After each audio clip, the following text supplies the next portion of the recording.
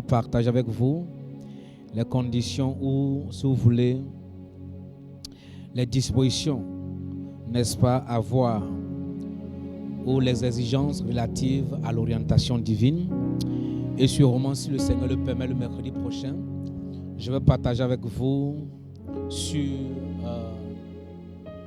les différentes voies par lesquelles Dieu nous parle.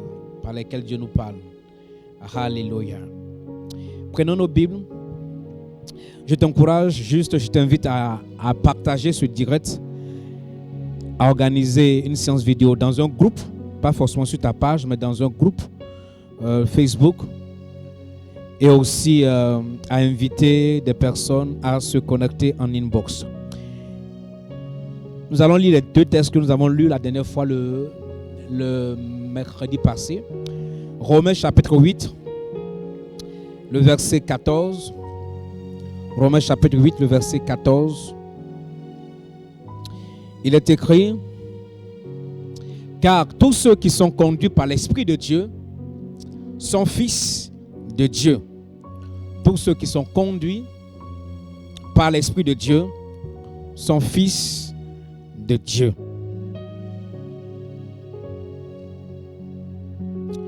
Lisons également Psaume 32, verset 8.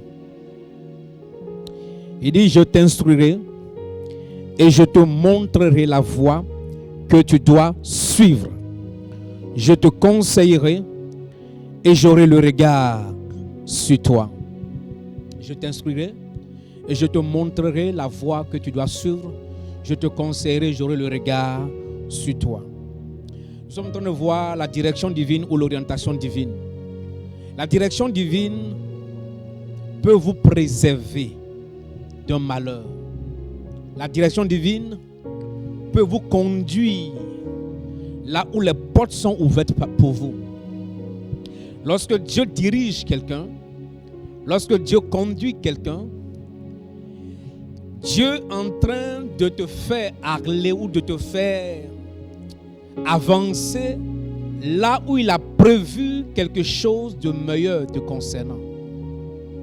Et c'est pourquoi en tant qu'enfant de Dieu, il est important de nous laisser conduire par le Seigneur.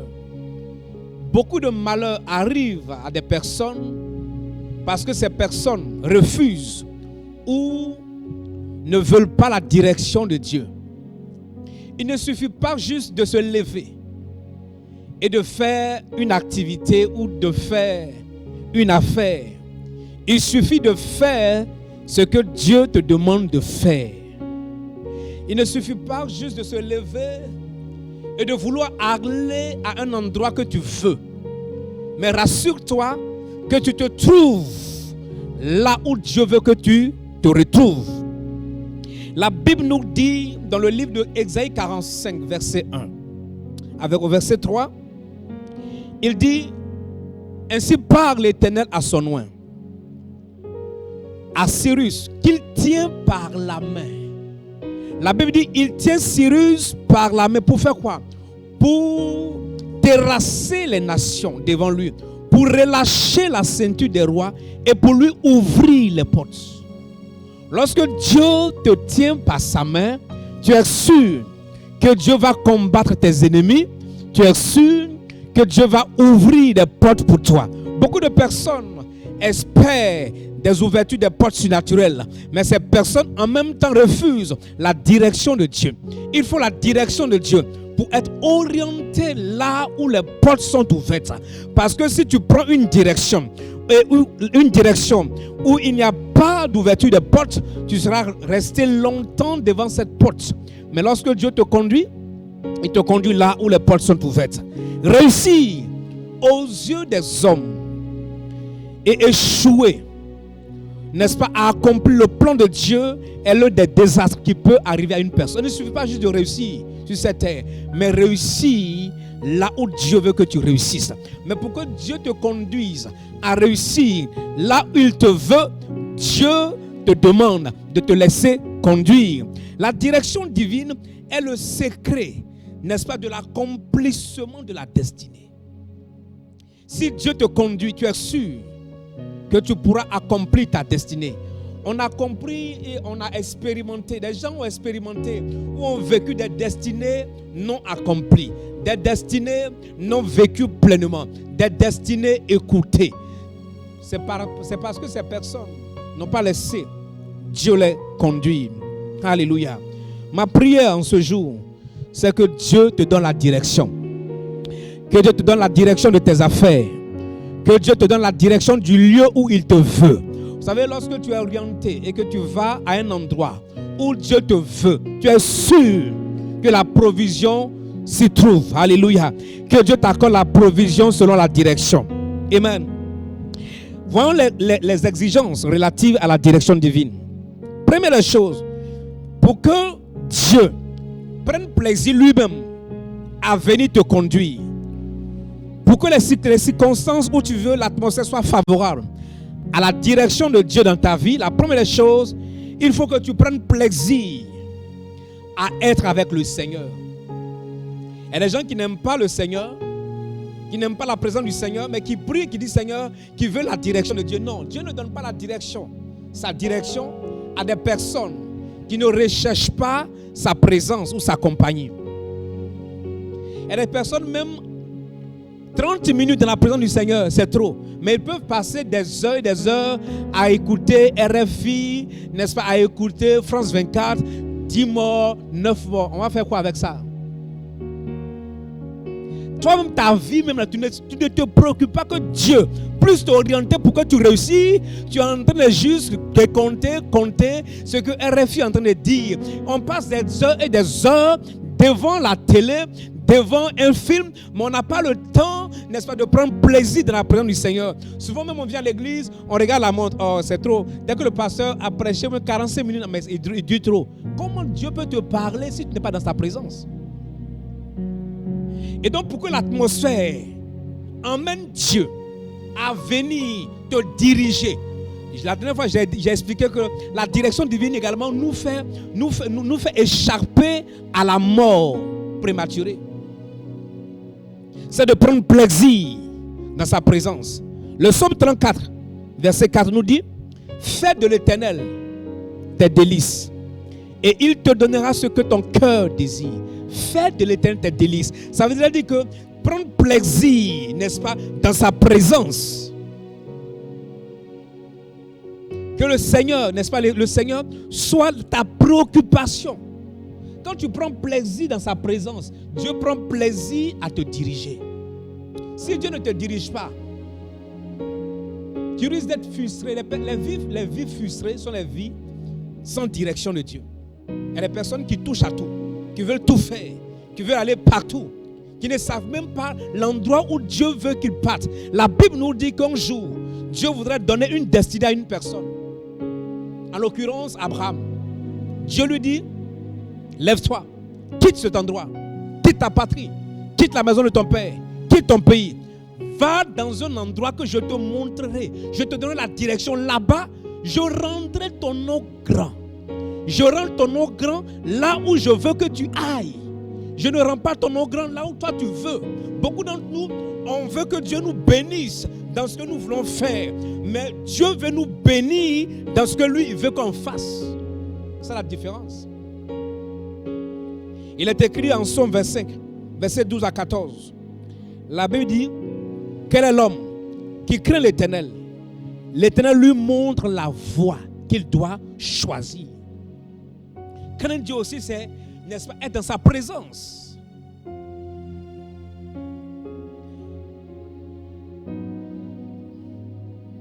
Quel est l'homme qui craint l'Éternel? L'Éternel lui montre la voie qu'il doit choisir. Son âme reposera dans le bonheur, et sa postérité possédera le pays.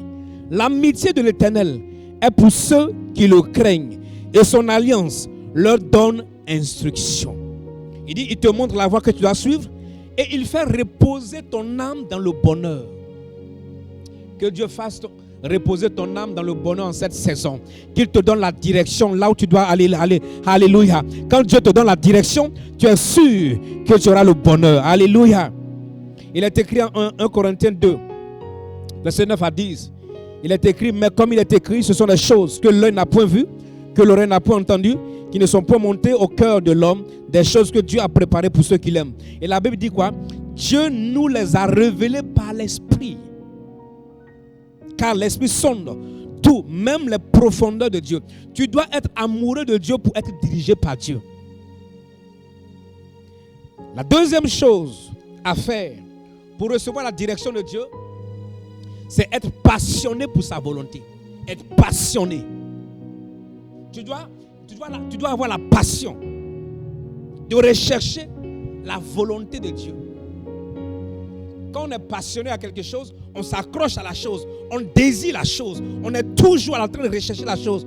On aime tellement la chose, la passion. Quand quelqu'un a la passion du football, quand quelqu'un a la passion de quelque chose, la personne, n'est-ce pas, jette tout son dévolu, tout son être, ses efforts à la chose. La Bible nous dit dans le livre de Luc, chapitre 22, verset 42, c'est le Seigneur qui fait cette prière, disant: Père, si tu voulais éloigner de moi cette coupe, toutefois que ma volonté ne se fasse pas, mais la tienne. Dieu donne l'orientation à toute personne qui dit: Seigneur, où est ta volonté? Donne-moi ta volonté, montre-moi ta volonté. La passion de rechercher la volonté de Dieu. Pas la passion que toi tu recherches ta volonté. Ceux qui ont une très forte volonté, une ambition personnelle, des aspirations personnelles et qui sont centrés sur eux-mêmes ne pourront jamais savoir ce que Dieu veut pour leur vie. C'est pas possible. Quand tu es trop centré sur toi-même, qu'est-ce que je veux? Je veux ceci.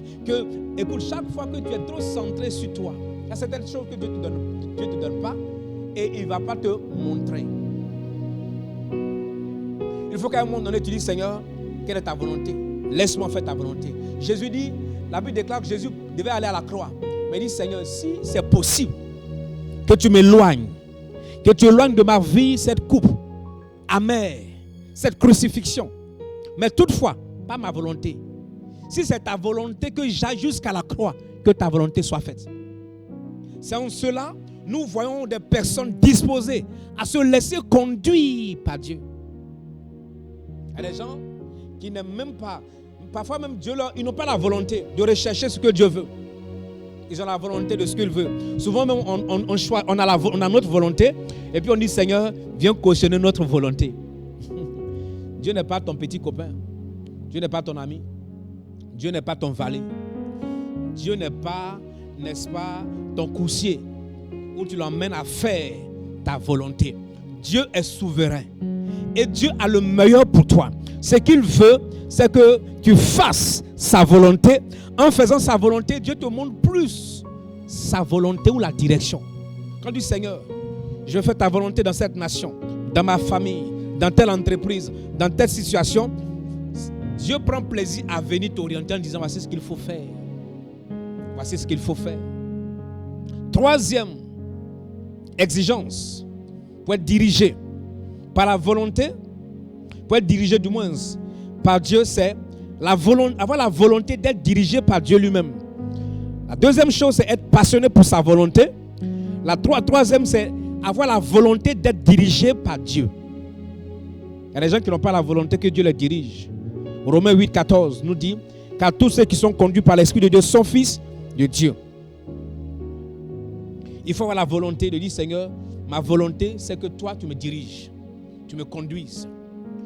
Lisons un texte dans le livre de Psaume 23. On va voir quelque chose. Tout à l'heure, quand j'étais en train de méditer la parole, le Seigneur a ouvert encore mon esprit sur ce Psaume 23. À partir du verset 1, la Bible déclare: l'Éternel est mon... C'est David qui dit: l'Éternel est mon berger. Donc il dit: Dieu est mon berger. Et il dit: je ne manquerai de rien. Or le berger dirige toujours son troupeau. Verset 2. Maintenant suis-moi bien. C'est qu'il est écrit. Il dit: il est pour qui? Pour l'Éternel qui est le berger. David dit: il me fait reposer dans de verts pâturages. Chaque fois que c'est Dieu, il n'a pas dit: je me repose. Suis-moi bien. David n'a pas dit: je me repose dans de verts pâturages. Il dit: il me fait reposer. C'est Dieu qui me fait reposer. Pourquoi? Parce qu'il me dirige. Et il dit: il me dirige. Il n'a pas dit: je me dirige près des eaux paisibles. Beaucoup d'entre nous, nous voulons nous diriger. Mais Dieu, il faut que Dieu te dirige. Dieu sait où se trouvent des eaux paisibles. Si tu te diriges vers des eaux, il se peut que ces eaux-là soient troubles. Il dit, il me fait reposer. Deuxième, il me dirige. Troisième, il restaure mon âme. Et il dit, il me conduit dans les sentiers de la justice à cause de son nom.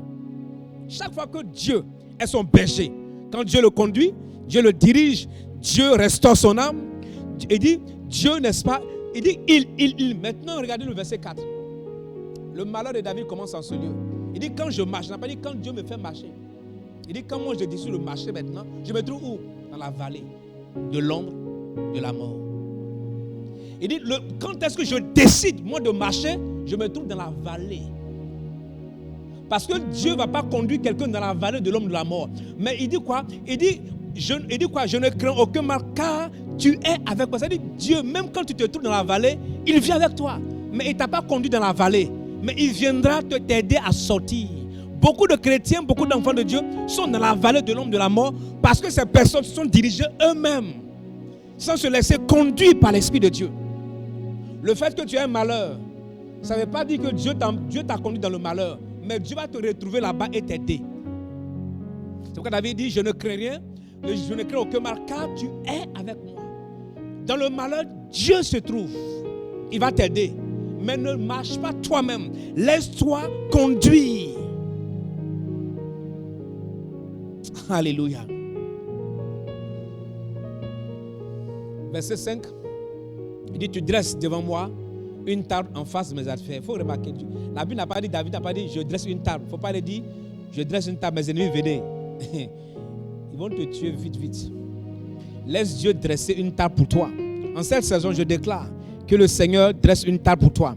En face de tes adversaires. Que le Seigneur ondule ta tête et que ta coupe déborde. Alléluia. Il dit, quand toi tu dresses une table là, même devant mes adversaires là, je peux continuer de vivre. La direction de Dieu. Quatrième exigence pour avoir la direction de Dieu, c'est l'attitude d'humilité et se faire humble pour laisser à Dieu la direction. Fais-toi humble. Laisse Dieu conduire les choses. Avoir une attitude d'humilité. Il est écrit dans le livre de Psaume 25, verset 9. Il dit, il conduit les hommes dans la justice.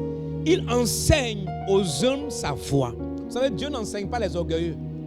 Il y a des gens qui sont tellement orgueilleux, des personnes orgueilleuses, qui croient tout connaître. Il y a des personnes qu'on ne peut même pas conseiller. Les nouveaux riches, tu ne peux même pas les conseiller. Il a un peu d'argent, mais tous, mais tu ne peux pas le conseiller. Même Dieu ne peut pas le conseiller. Les nouveaux riches, Dieu ne peut pas les conseiller. Ils pensent que toute la richesse du monde, il n'a qu'à le demander à Kadhafi, il n'a qu'à le demander à Bokassa, il n'a qu'à le demander à Mobutu, où ces riches, où ils sont. Des personnes orgueilleuses, imbues de leur propre personne. Maintenant, quand ça chauffe là, maintenant ils cherchent la direction de Dieu. Non, non, non. Aussi longtemps que tu n'es pas humble pour dire, Seigneur, montre-moi ta voie, Dieu ne te montre jamais sa voie. Il y a des gens qui croient tout connaître.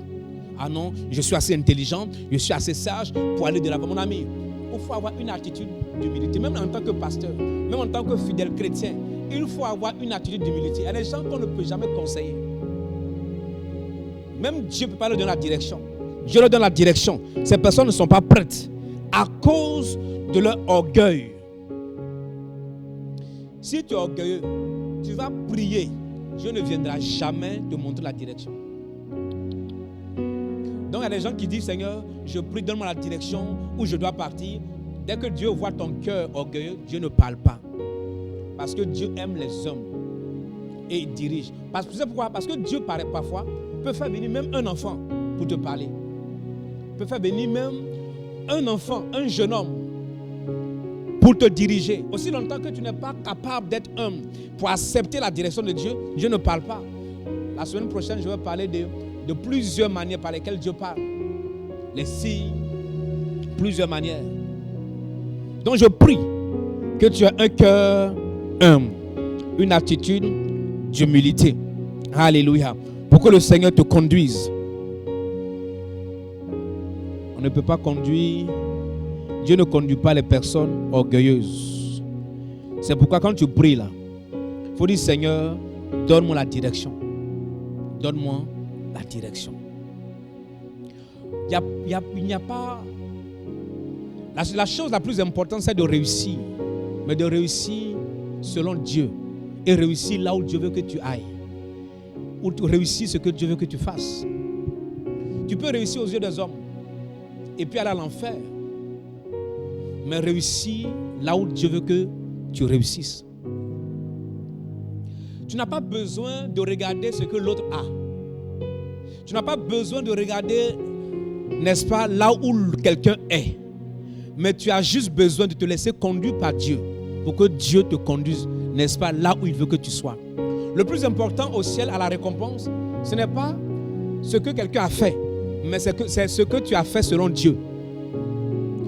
Beaucoup de personnes, des pasteurs, des chrétiens, qui auront fait des exploits sur cette terre, vont arriver au ciel et seront surpris que Dieu ne les a pas amenés à faire telle chose. Les gens seront sauvés, mais ils ne seront pas appelés à faire telle chose. Par exemple, Dieu peut conduire quelqu'un à être pasteur d'un village, mais tout le monde veut être en ville. Dieu peut conduire quelqu'un à être pasteur de la ville, mais il peut se retrouver au village. Où est-ce que Dieu te veut? Il y a des gens qui ont poursuivi l'argent et ils se sont déplacés de leur lieu de destination, de destinée, et ils sont allés ailleurs. Mais ils n'ont pas réussi selon Dieu. Que Dieu t'aide à être là où il veut que tu sois. Que Dieu t'aide à réussir là où il veut que tu réussisses. Que Dieu t'aide, n'est-ce pas, à faire exactement ce qu'il veut que tu fasses. Il ne faut pas chercher à faire beaucoup de choses. Tu seras frustré. Les gens qui cherchent maintenant à vendre chaussures, à vendre habits, à vendre tomates, parce que l'autre fait quelque chose, ça marche, moi aussi je vais faire. Est-ce que Dieu t'a parlé? Est-ce que Dieu t'a dirigé? J'ai vu des gens qui font la concurrence parce qu'il y a un pasteur qui a fait telle chose, eux aussi vont faire. Nous ne sommes pas sur cette terre pour faire la concurrence. Nous sommes sur cette terre pour que chacun court sa propre course. Alléluia. Que Dieu t'aide ce soir. 5e exigence pour que Dieu te parle, c'est l'attitude d'une demande constante et régulière. Il est écrit en Jérémie chapitre 6 verset 16. La Bible nous dit: ainsi parle l'Éternel, placez-vous sur les chemins, regardez et demandez quels sont les anciens sentiers, quelle est la bonne voie. Il dit demandez. Quels sont les anciens sentiers? Quelle est la bonne voie? Marchez-y et vous trouverez le repos de vos âmes. Mais ils répondent: nous n'y marcherons pas. Ça veut dire, il faut toujours demander au Seigneur quelle est la prochaine étape. C'est bon. Qu'est-ce que je dois faire? Seigneur, quelle est la prochaine étape? Quelle est la prochaine étape? Où je dois partir? Qu'est-ce que je dois faire? Parce que Dieu dirige notre destinée étape par étape. Chacun d'entre nous arrivons à un carrefour à un moment donné. Ça peut être un carrefour de ta vie financière, un carrefour de ta vie maritale, un carrefour de ta santé, un carrefour, n'est-ce pas, d'une nouvelle dimension. Un carrefour, tu as besoin de la direction pour la prochaine étape. La stagnation n'est pas ta portion. La Bible déclare que Dieu nous emmène de gloire en gloire. Notre Dieu est un Dieu de mouvement, un Dieu de progrès, un Dieu de progression. Dieu veut que tu ailles de l'avant, mais il a la bonne direction te concernant. Choisis la bonne direction. Régulièrement, dis au Seigneur, qu'est-ce que je dois faire? La prochaine étape. Avec qui je dois marcher? Avec qui je dois faire telle chose? Qu'est-ce que je dois faire? Si tu interroges régulièrement le Seigneur chaque soir, Dieu va te parler. Dieu te parlera. Ne te lève pas chaque matin et fais ce que tu as envie de faire. Ne te lève pas chaque année et fais ce que tu as envie de faire. Fais le bilan social, financier, le bilan spirituel peut-être de ta vie, de 2019 et de 2020. Cette année et l'année dernière, est-ce qu'il y a un progrès? S'il n'y a pas eu de progrès, Pourquoi? Est-ce que tu as emprunté le chemin que Dieu t'a demandé? Est-ce que tu as interrogé le Seigneur sur ce que tu dois faire? Il dit, demandez quels sont les anciens sentiers. Quelle est la bonne voie? Marchez-y. Interroge le Seigneur. Les gens qui vont devant la présence du Seigneur, souvent ils prient. Ils peuvent faire 30 minutes ou 1 heure du temps. Ils parlent à Dieu sans que Dieu ne lui parle. Moi, je ne sais pas comment quelqu'un peut parler. Tu monologues. Tu parles seul en ce moment. Tu ne peux pas aller en train de converser avec quelqu'un et que cette personne en retour ne te parle. Beaucoup de chrétiens font cette chose. Combien de personnes chaque matin après la prière prennent la Bible et lisent et disent, Seigneur, quelle est ta pensée? Ou Seigneur, révèle-moi quelque chose. Qu'est-ce que tu veux? Parle-moi. Interroge le Seigneur. 6e exigence, l'attitude de la patience. L'attitude de la patience. Dieu est un Dieu patient. Et avec Dieu, il faut être patient. Ne sois pas pressé. Aujourd'hui, les gens pensent que Dieu est du fast-food ou bien du café express. Dès qu'on appuie, dès qu'on a fini la prière, on appuie net, la réponse va venir. Non, Dieu ne fait pas comme ça. Dieu attend. Souvent, les bonnes réponses à Dieu attend ton cœur. Si toi-même là, ce que tu as demandé, la chose te tient à cœur. Il y a des gens qui finissent de prier. Dès que la personne s'élève là, elles ont oublié même leur prière. Tu ne veux pas oublier ta propre prière et t'attends que Dieu te réponde. Dieu est un Dieu patient. Et Dieu prend le temps. Quand tu demandes quelque chose, attends jusqu'à ce que Dieu te dise. Les gens qui disent, je ne sais même pas où partir, qu'est-ce qu'il faut faire, où aller. Depuis là, je prie, je n'ai pas la direction. Moi, je m'étonne. Quand quelqu'un me dit ça, ça m'étonne. Un jour, mon fils m'a demandé, papa, comment tu fais que Dieu te parle toujours?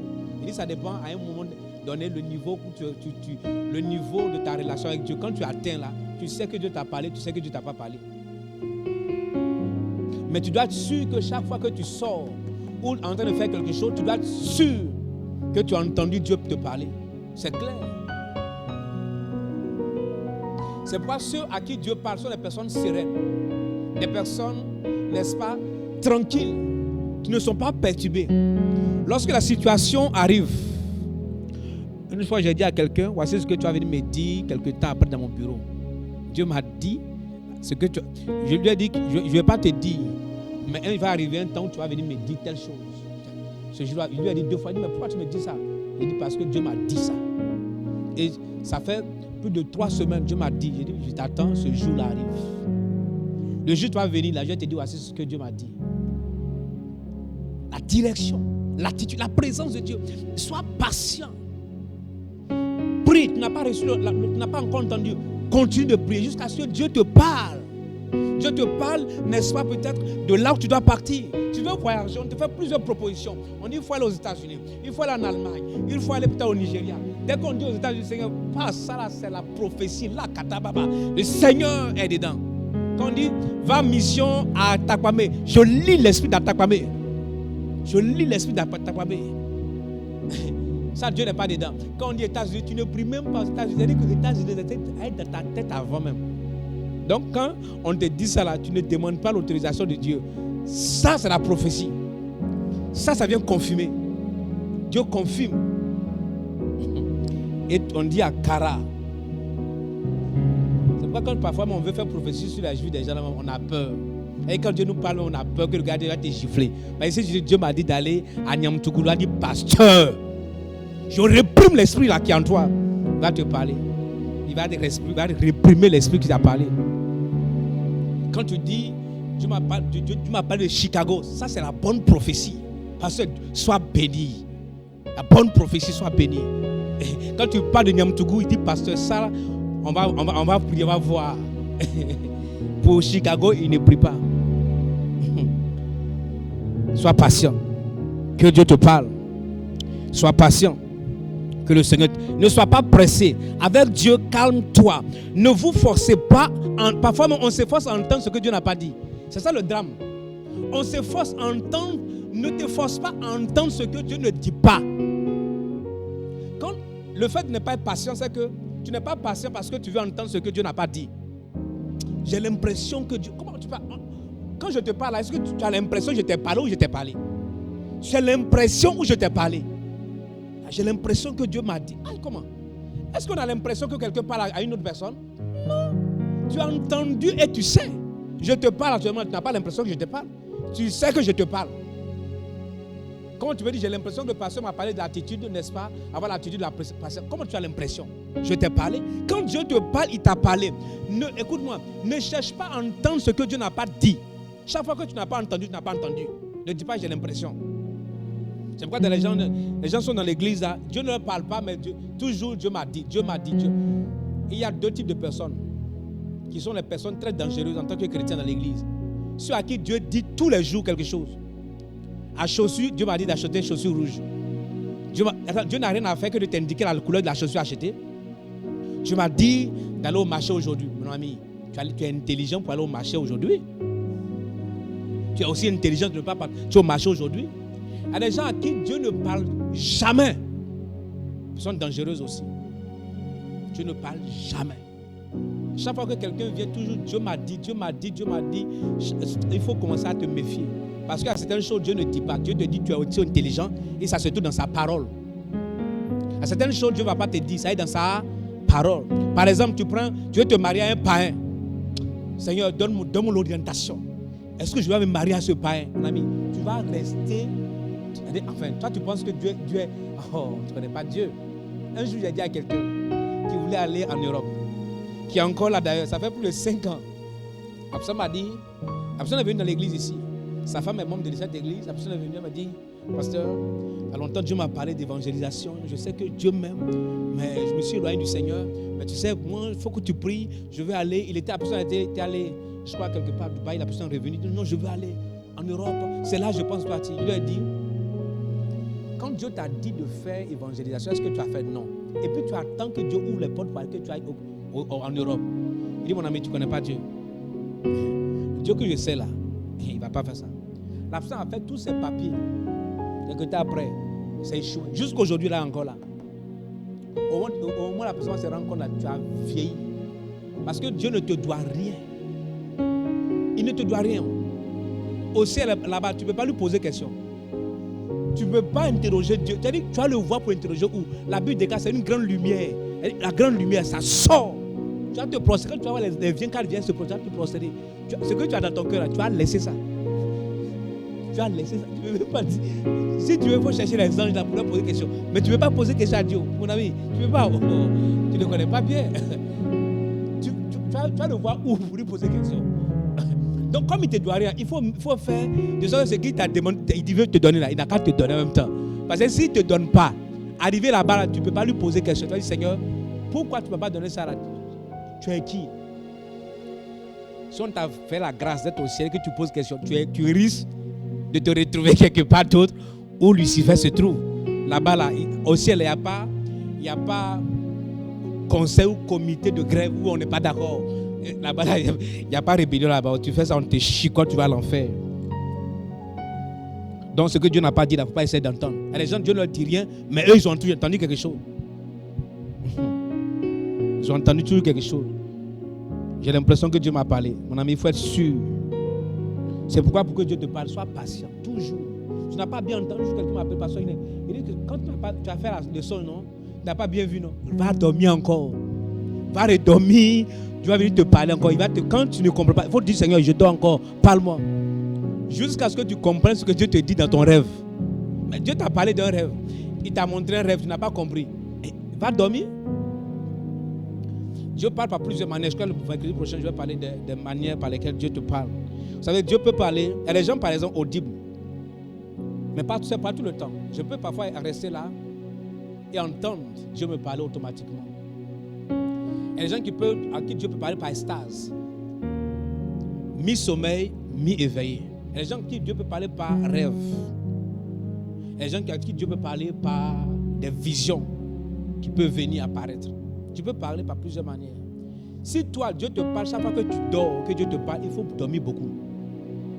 Ah non. Il faut avoir un temps où tu dors beaucoup. Et Dieu te parle. Parce que quand tu es éveillé là, Dieu te parle, tu n'entends pas. Parfois on est éveillé, Dieu parle, mais on n'entend pas. Comme tu es tellement occupé, il faut dormir. Quand tu dors là, les anges viennent et te communiquent, n'est-ce pas, un rêve. Si tu ne comprends pas, Pharaon à qui Dieu a parlé, il ne comprend pas. Dieu lui a parlé 2 fois, il n'a rien compris. Ils ont dit, bon, on a cherché Joseph pour que Joseph lui explique. Comme il ne comprend rien là. Joseph est venu lui expliquer qu'il y aura prospérité et famine. C'est ce que Dieu est en train de te dire, comme tu ne comprends pas. 7e et dernier point, il est là. L'obéissance à l'instruction précédente.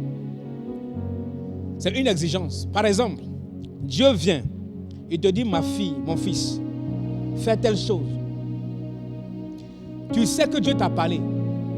Si tu ne fais pas, et que tu demandes la prochaine étape, une nouvelle direction, Dieu ne vient pas. Parce que Dieu n'est pas un gaspilleur. Dieu ne gaspille pas la direction. Quand Dieu vient et que la personne n'a pas obéi à une instruction passée, tu n'es plus un candidat à la direction de Dieu. Donc, beaucoup de personnes dans l'église qui n'entendent pas la voix de Dieu sont des personnes qui n'ont pas fait le premier pas, qui n'ont pas obéi à la première instruction. Aussi longtemps que la première instruction avec Dieu n'a pas été exécutée, Dieu ne te conduit pas à la prochaine étape. Par exemple, si Dieu t'a dit, ma fille, je veux que tu ailles dans tel pays, si tu n'as pas obéi, quand tu demandes la direction pour le mariage, Dieu ne dit rien. Parce que pour Dieu là, quelqu'un à qui on a parlé, qui n'a pas obéi, pourquoi encore venir parler à cette personne? Parce que Dieu va te dire, bon, écoute, le monsieur que tu vois là, ce n'est pas ton mari. Tu ne vas pas écouter. Dieu ne parle pas aux désobéissants. Dieu parle aux obéissants. Donc si tu n'entends pas Dieu, c'est que tu es désobéissant. Parce que en réalité, moi là, je ne vais pas continuer de parler à quelqu'un qui n'écoute pas les instructions et qui ne les exécute pas. La prochaine fois que tu viens, je ne te dis rien. Quand je te dis quelque chose, je veux que tu obéisses et que tu marches en fonction. Ça m'encourage à te donner la prochaine étape. C'est pareil avec Dieu. Le niveau d'attention que vous accordez à l'instruction, n'est-ce pas, que vous recevez, détermine davantage les instructions que vous recevez. Le niveau d'attention, n'est-ce pas, d'obéissance que tu accordes à l'instruction, à ce qu'on te dit, ça engage ou ça t'ouvre davantage les portes pour qu'on puisse te donner davantage.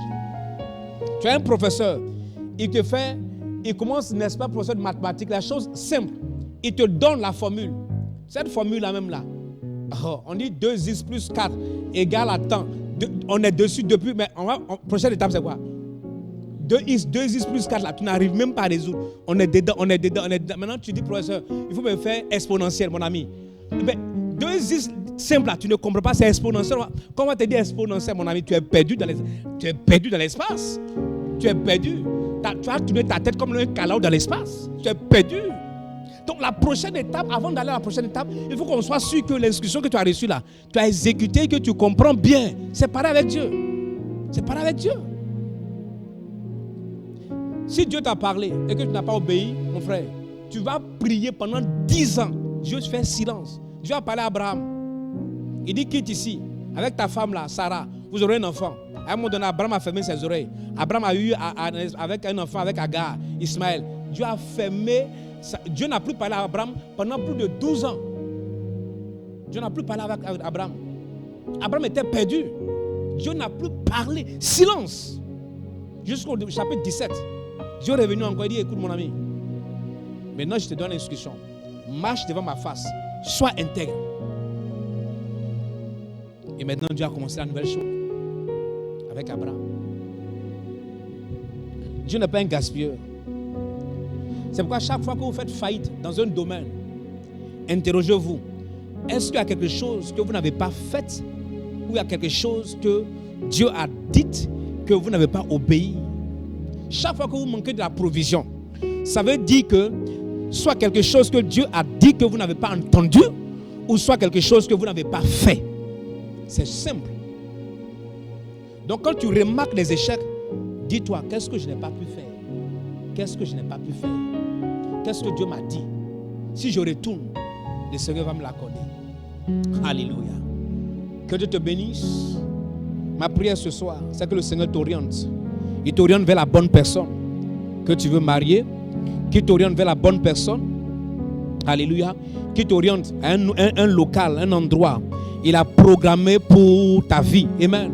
qu'il t'oriente à un endroit où tu dois prospérer, qu'il t'oriente dans un travail, dans un business où tu vas prospérer, que Dieu t'oriente, n'est-ce pas, dans un village où il va rendre ton nom grand. Tu peux être dans un village et avoir un nom grand, dans une ville et tu es inconnu. Tout le monde quitte le village pour venir, tout le monde veut être en ville. Tout le monde quitte l'Afrique, on veut aller en Europe. Je connais un vieux père dans le ministère qui a quitté l'Afrique à cause des euros. Il est allé s'installer en Europe, en France. Un bishop. Maintenant, les gardiens de boîte de nuit. Il a chien de garde. Et la nuit, là, avant d'aller garder, il prend une bouteille d'huile d'onction. Il soulève la bouteille. Il se oint son chien. Il dit, Seigneur, si l'Éternel garde la ville, ceux qui la gardent en vain. Il est obligé de se oindre parce qu'il n'est pas sûr si les gens viennent braquer là, ils vont le tuer. Il est parti à ministère, ça passe pas. Il a fait ministère pendant plus de 15 ans en Europe. 15 ans là, tu vois, dans son église là. Il n'a pas 15 membres. Je dis la vérité. La dernière fois, j'ai vu ces images. 15, ça n'arrive pas. Il y a des enfants qui sont là. Ils ont déposé un gros panier d'offrandes. C'est incroyable ça. Mon ami, il faut savoir où Dieu t'appelle. Il ne faut pas aller partout.